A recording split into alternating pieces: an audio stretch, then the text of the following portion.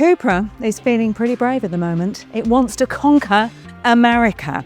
And with a big, bold plan like that, you need a big, bold car. Say hello to Tindaya. Fancy learning all about it? Of course you do, because it looks absolutely blooming brilliant, doesn't it? But before we get started, you know what to do. Subscribe to the channel and switch your notifications on so you know when all our bold, all-conquering videos land. So Tindaya is named after a volcanic mountain on the Canary island of Fuerteventura. And it's dramatic, isn't it? Just as dramatic as its namesake, in fact. It's obviously dark and moody, but there's copper trim, as you see on all of Cupra's cars, copper lighting, and that's apparently based on the hue of the mountain's rock. Now, it's really big. It's 4.72 metres to be precise, about the same as a Model Y, about 10 centimetres longer than the Cupra Tindaya. And I do really like the vibe I'm getting from it. It's a sort of shooting brake coupe. It's obviously set up to be a real driver's car, isn't it? And it has a really nice little trick to welcome its drivers. It has a little welcome ceremony. Take a look at this. There you go. It's kind of bringing life to the car with the kind of volcanic flames there, isn't it? Yeah, I think it does look really cool. It's a lot, I'm not going to lie. I'd love to know what you think, so let us know in the comments below. It's got a strong look, hasn't it? So of course you get Cupra's signature illuminated logo and flowing lines across the bonnet. These continue into the roof rails. And then the roof has that central spine, another Cupra trademark.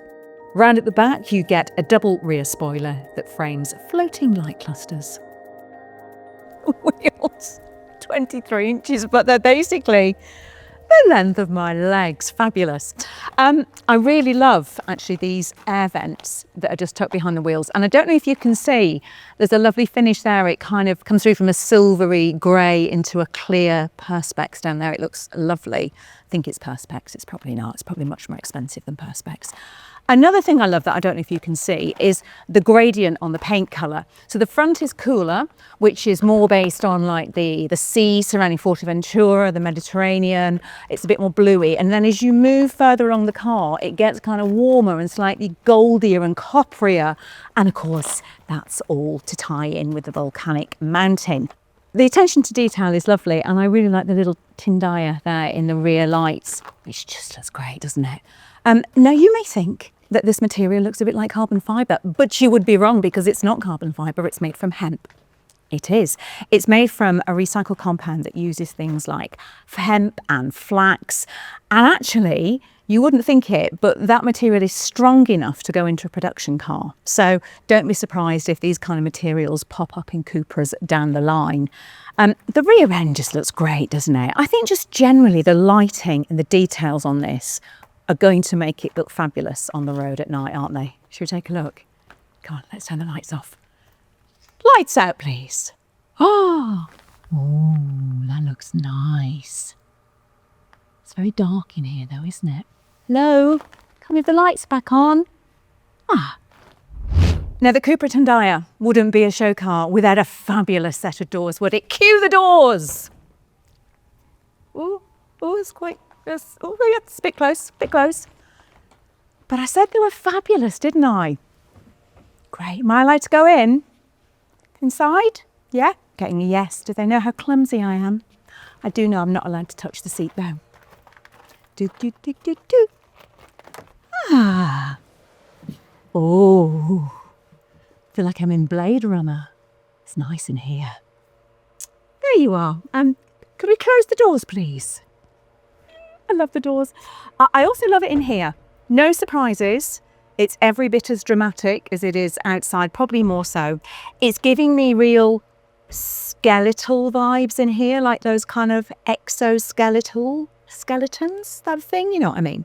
It's got this great spine that runs down the centre here, and you've also got a kind of spiny, literally like a spine there that runs across the top. You've also got a giant screen down there that dominates the dash. Gaming style steering wheel inspired by racing games. Lots of that going on at the moment. It's the yoke design like we got in the racing inspired new Vauxhall Corsa GSE Gran Turismo concept. I think I got that right. And if you haven't already, do check out Nicola's video of that right here on the channel. Anyway, that's racing inspired.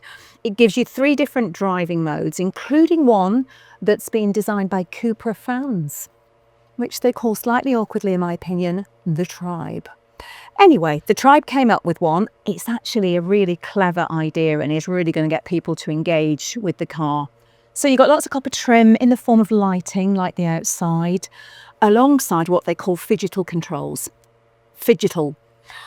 A word the world probably never needed. So what does Figital mean? Apparently it's a blend of physical and digital with haptic buttons, but it's awful. Figital. Let's forget about that, shall we, for now? Okay, so what else? Oh yeah, there's a massive crystal, the biggest crystal in the world. I can't decide whether that's what we used to know as a key, like a shinier key. I know that one of the things it does is similar to something that we saw in the Jaguar Type 0 concept.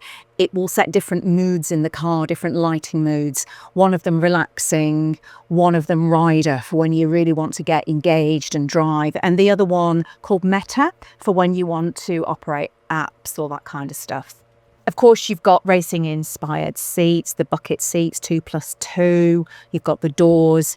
It feels properly concept car, doesn't it? Which, let's be honest, means that it's never going to see the light of day, which is a shame. I've been doing this job for years. I always think that coming to see a concept car is basically like being catfished over and over again.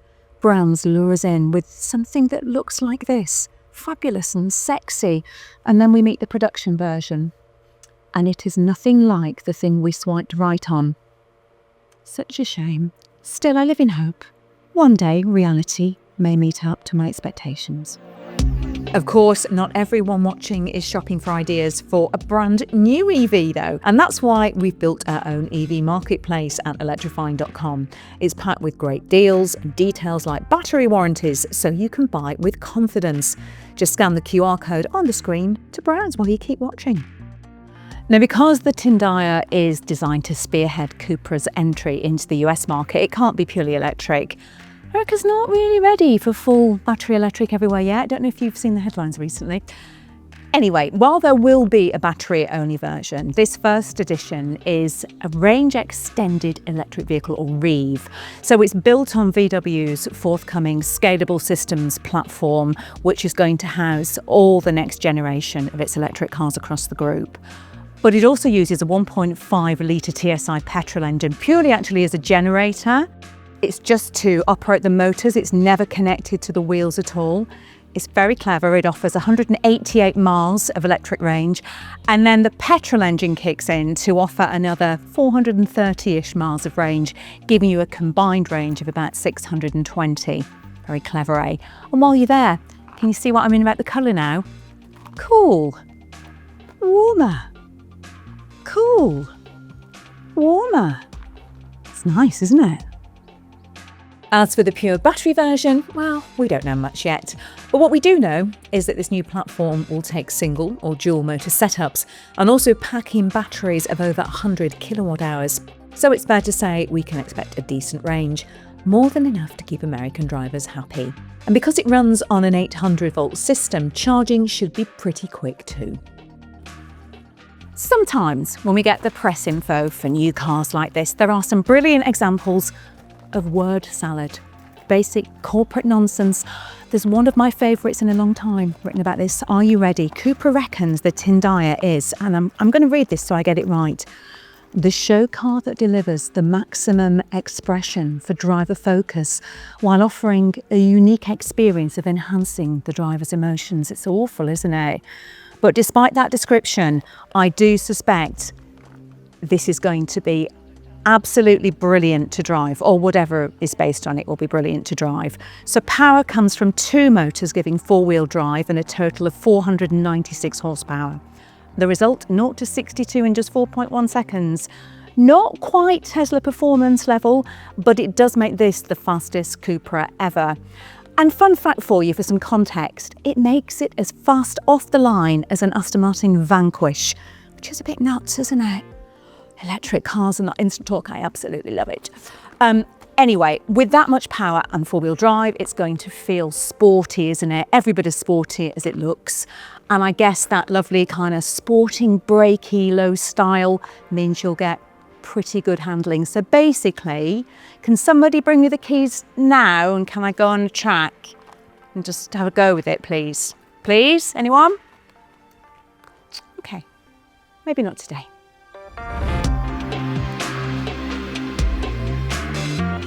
Right then, gang, what do we make of the Cupra Tindaya? It's different, isn't it? Car makers don't normally make massive shooting brakes that look like this unless they have a Ferrari badge on the front. The range extender adds complexity and cost, but you've got 200 miles of almost of electric range most of the time, so you're hardly going to notice it at all. The electric version, of course, is the one we're really excited about. It would be fast, it would be fun. This Volcanic Cupra, all that's left for me to say is I got a lava love for it. Sorry, that was a really bad pun.